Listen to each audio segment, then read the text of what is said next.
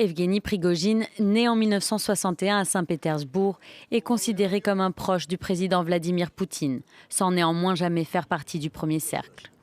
Dès son plus jeune âge, il se forge une réputation de délinquant et est condamné pour escroquerie et détournement de fonds. Il passera 9 ans derrière les barreaux. Libéré en 1990 après l'effondrement de l'Union soviétique, il se lance dans la vente de hot dogs.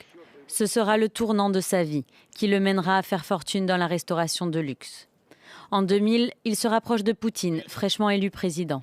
Sa société devient responsable de la préparation des repas du Kremlin, puis il remporte un contrat d'1,2 milliard pour fournir des repas à l'armée russe.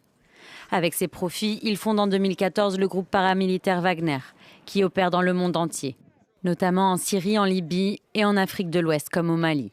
Accusé de violation des droits de l'homme, le groupe de mercenaires fait face à des poursuites criminelles dans plusieurs pays.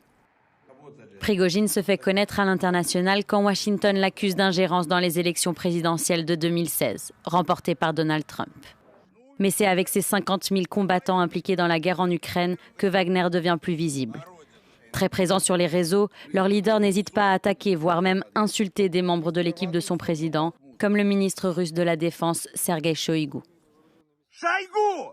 Герасимов! Где боеприпасы?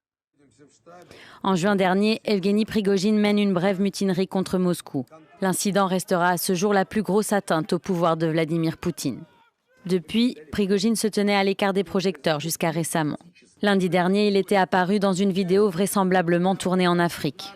On le voit comme à son habitude parler face caméra et suggérer que les opérations de Wagner grandissent la Russie et libèrent le continent africain.